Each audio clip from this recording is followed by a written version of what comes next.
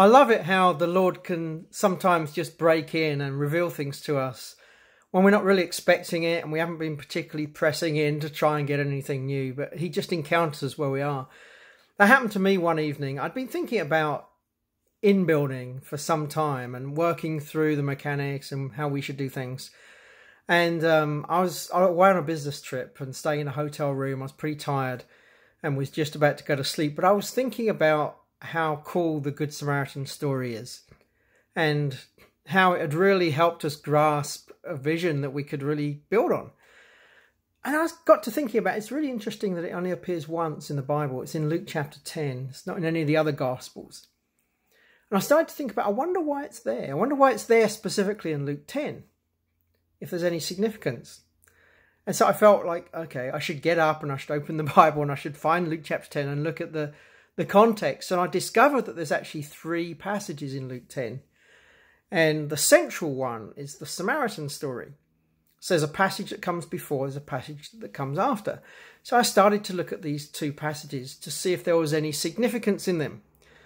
And it's amazing because in the space of just a few minutes, really what has become the whole framework of the in-building vision formed and downloaded out of this chapter. Let me quickly run through this in the next few minutes.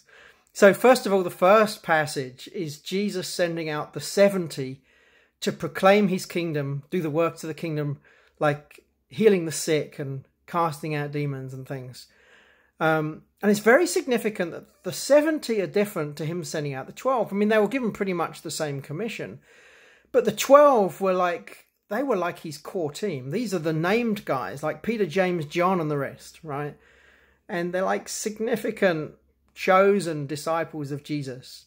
And for years I talked about how we should just be doing the same as those guys did. And I think that's true, but sometimes people struggle to believe that. You know, I'm not Peter, I'm not John. So the significance for me in the Luke 10 passage is that when Jesus sent out the 70, they're not even named. The passage just calls them 70 others that he sent out.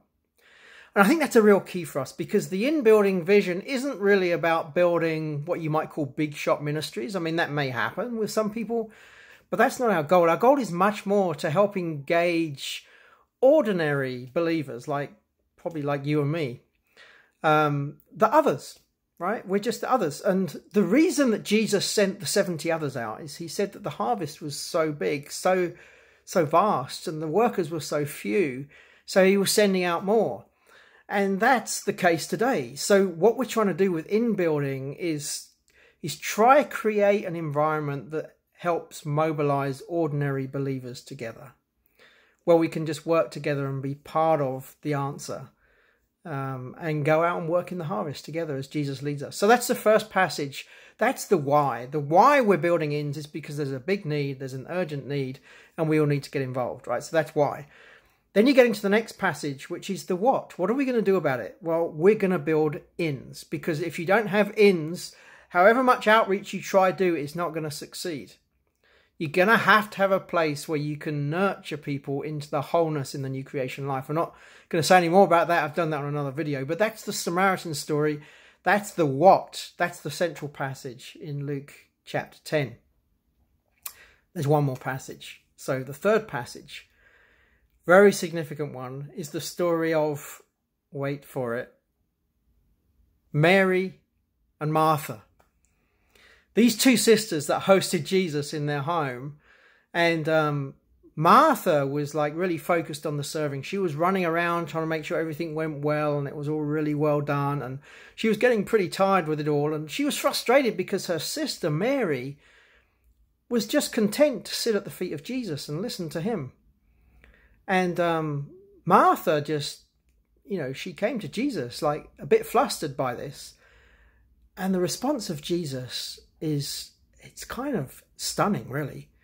You would expect him to say, Mary, go help your sister. She's doing it all on her own. But he didn't say that, did he? What he said to Martha was, your sister Mary has chosen the one thing that is necessary. And she was just sitting at his feet, listening to him. So it's not that serving isn't important. or it's not needed. You know, Jesus even came to serve.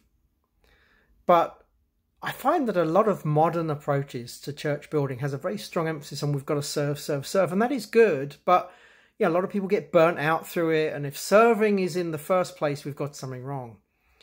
And I think what Jesus was saying is that Mary's chosen the one thing you have to have.